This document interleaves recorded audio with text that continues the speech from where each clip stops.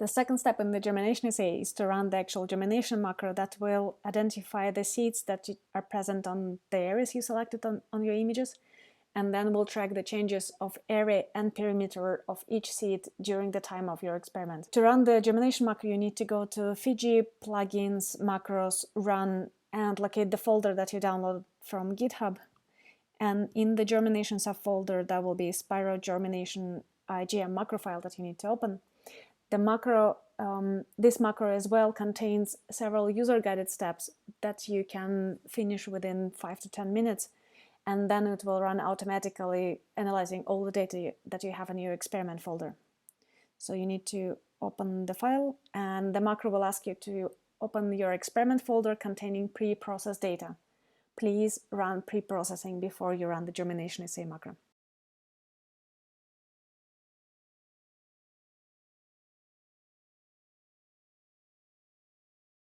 In the first user-guided step, the macro will ask you to define what is the time range that should be included into germination analysis. Sometimes you might want to exclude some of the time points that are not relevant to your analysis. For example, here I have late time points when all seeds are germinated, and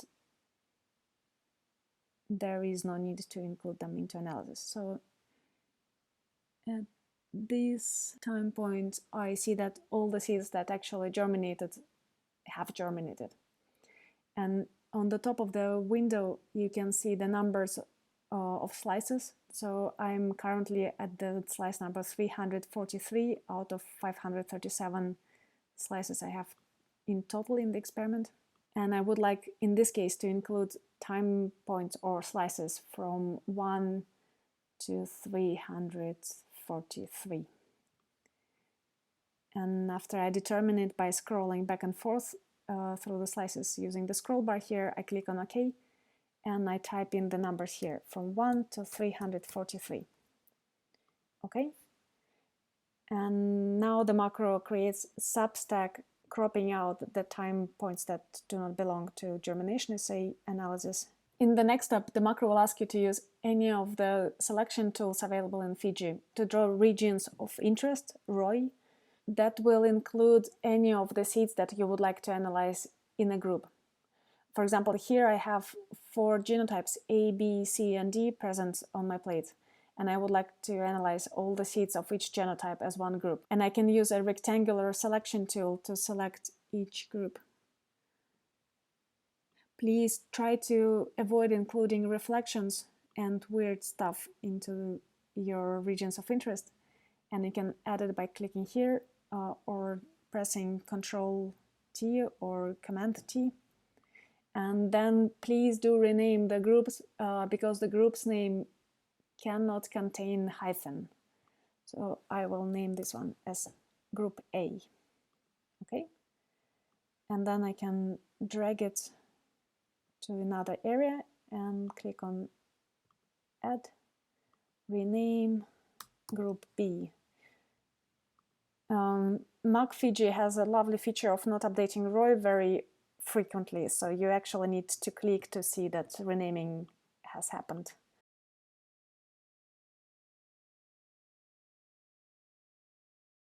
A, B, C, and D. And when you're done with it, you click on OK, and the macro will crop out the areas corresponding to each group. And you will see it in the log window. And then it will proceed to the next plate in your experiment folder. And it will ask you exactly the same things. Pick up the time range and then select the areas containing the seeds that you would like to analyze in groups. So in this case, I would like to be consistent and analyze the same time range for all plates in my experiments. So I will click on OK and type in 1 to 343 here as well. And the macro will create the substack that contains only the time points that I selected. And then it will proceed asking me to draw the selection areas containing the seeds that I would like to analyze as groups. And again, in Mac, the ROI Manager has a lovely feature of not updating itself, so you need to click on it several times to see what is going on. Macro will by default offer you to recycle the groups from the previous selection, and in this case they are not very useful, so we'll just delete them. And I will use the polygonal tool to draw a selection on this plate.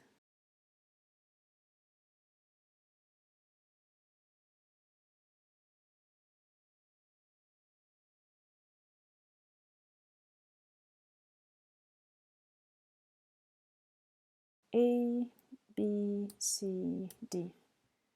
Okay. And again, the macro is cropping out individual groups and saving them as individual files, and then proceeding to opening the next plate in my experiment.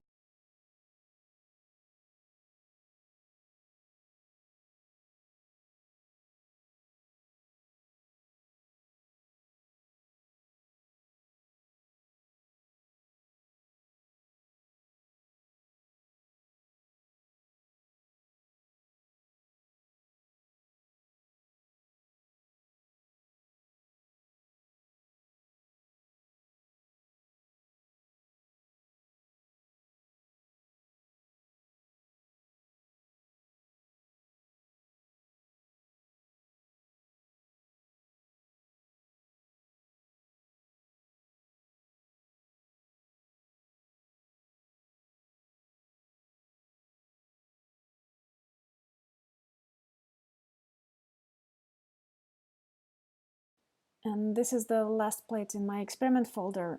And from now on, the macro is running automatically and you do not need to do anything else manually. It now will process each group individually and determine the position of each seed in each group on each plate at each time point, and then measure the area and perimeter for each seed.